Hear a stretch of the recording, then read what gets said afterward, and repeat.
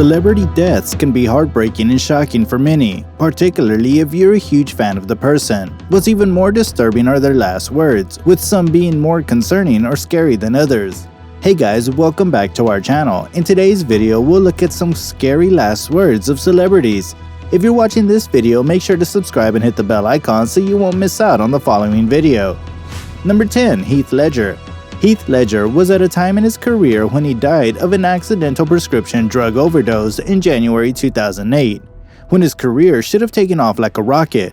Instead, it was cut short when he was 28 years old. The actor's final statements indicate that he had no intention of dying, but he was in a deep state of denial. "Katie, I'll be alright," the Australian actor said before passing away to his sister. Ledger told his sister that he had taken several other prescription medicines and then said his far from accurate last words in reply to her warning him against mixing so many other drugs. After a toxicology report run on the late Ledger found temazepam, alprazolam, oxycodone, hydrocodone, diazepam, and doxylamine in his body at the time of his death. Number 9. Joan Crawford. Joan Crawford is regarded as one of the most recognizable movie stars of all time. Despite her celebrity and critical praise, she died in her Manhattan apartment alone. She was discovered dead in her apartment on May 10, 1977, at the age of 69, 70, or 72, with her constantly changing birth date making it hard to be sure. At the end of the day, she wasn't ready to welcome religion into her life. She ordered her housekeeper, who was praying just before she died, "Damn it, don't you dare ask God to help me," were the last words that came from her. It was later stated that this excellent star died of heart failure, and in a way, they were right. Her heart had been broken, and she had succumbed to a lethal combination of loneliness and terror. Joan had received an anonymous phone call in the winter of 1975, which even some of her closest friends were unaware of. "I'm going to murder you," the caller said. "You won't know where or when I'll find you, but I'll find you." She was so terrified that she called the cops and the FBI. Her 5-room apartment on the 22nd floor had been guarded for months. There were many unusual locks, latches, and alarms fitted. Number 8. Paul Walker. Paul Walker died as he lived, or as he lived via his role as Brian O'Connor in the Fast and Furious film series. That is to say, he perished in a car accident caused by the loss of control of a vehicle traveling too quickly. According to CNN, Walker was not alone when his 2005 Porsche Carrera GT smashed into a lamppost and several trees. So his final words were likely delivered to his driver and fellow crash victim, Roger Rodas. The actor's last known words are frightening because of their simplicity and how wrong they turned out to be. "Hey, I'll be back in 5 minutes, alright?" Walker said as he walked out of a charity event to take his sports vehicle for a drive. Instead, Walker died in minutes, with a body that had been so extensively damaged and burned by the collision that it could not be positively identified until medical professionals checked dental records. Walker left behind a teenage daughter and a legacy of films about daredevil feats of speed in cars. Number 7. Bob Marley. Bob Marley, the legendary musician, was only 36 years old when he died in 1981. Challenging to comprehend given his enormous influence on music and culture. What's less unexpected is that his last known words were said to his son Ziggy. They were wise and sorrowful, spoken shortly before succumbing to complications of a malignant form of melanoma that advanced from one of his toes throughout his entire body over half a decade. Marley's cancer may have been treated if he had agreed to have his toe amputated. According to Smooth Radio, he forbade the operation because of his Rastafarian faith. Marley's final words to Ziggy were, "Money can't buy life," in keeping with the type of message he had preached his entire life. It's possible that he meant money couldn't buy the treatment that would keep him alive, but it's more likely that Marley said that money can't buy happiness and satisfaction, only a well-lived life can do this. Number 6. Tupac Shakur.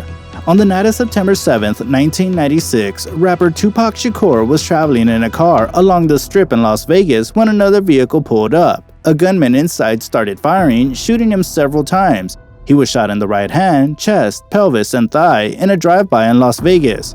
Shakur then lost consciousness, was taken to a hospital where he was put on a life support machine. After being placed in a barbiturate-induced coma, he died in a critical care unit 6 days later from internal bleeding at the age of 25. His last words took place right after the accident. Mr. Carroll said Shakur swearing responded to the officer's question, "Who shot you?" What he replied was shocking, saying, "F*** you." Apparently, Tupac was ready to stay gangster until the very end. Number 5. Steve Jobs. Steve Jobs, the co-founder of Apple, was not a celebrity in the classic sense when he began his career. Jobs was more known before the 2000s as a computer entrepreneur and businessman. Of course, he remained all of these things until his death in October 2011 from a particularly aggressive form of pancreatic cancer. Jobs crossed the line from geeky business guy to superstar with a cult-like following as he presided over Apple's rollout of devices like the iPod, iPhone, iPad, and ever-improved versions of the beloved Macintosh computers. Jobs, dressed simply in a black turtleneck shirt, could hold the attention of hundreds, if not thousands, of people gathering in auditoriums and many more watching from afar as he promoted the latest piece of technology and discussed its ramifications from the rest of the world. When Jobs died, it appeared as if he was peering into a realm beyond as well. Jobs' dying words, as heard by relatives, were, "Oh wow, oh wow, oh wow, oh wow." Number 4. John Belushi. John Belushi's life and death, which happened on March 5, 1982, it's difficult to imagine the actor and comedian was only 33 years old at the time of his death. That's mainly due to how much Belushi accomplished in such a short time. From iconic performances in films like The Blues Brothers and Animal House to many memorable roles on Saturday Night Live, where he was one of the original 7 cast members. It's also accurate because Belushi appeared to be older than his 33 years old by the time he died. The actor's body had been ravaged by more than a decade of severe drug usage and a generally unhealthy lifestyle. After being injected with the so-called speedball, a concoction of heroin and cocaine, he died of a narcotics overdose.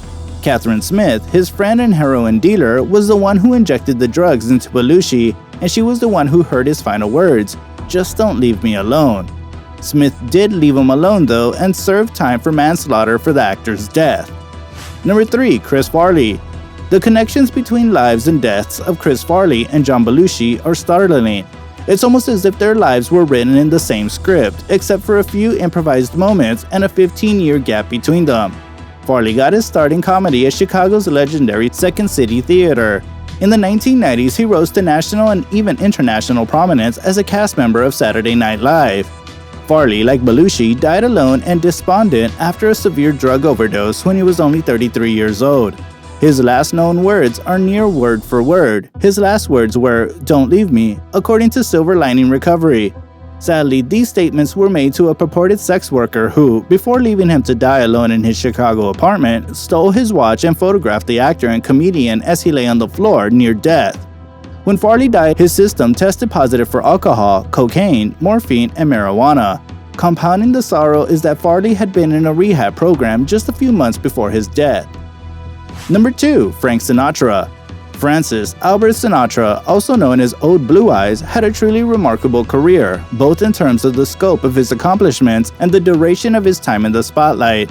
As a youth, he began singing music. He was attracting widespread attention by his mid-20s, becoming a superstar until his health began to fail him in the 1990s. Sinatra's final words, however, were limited and only spoken to his grieving wife, Barbara, towards the end of his long and storied life.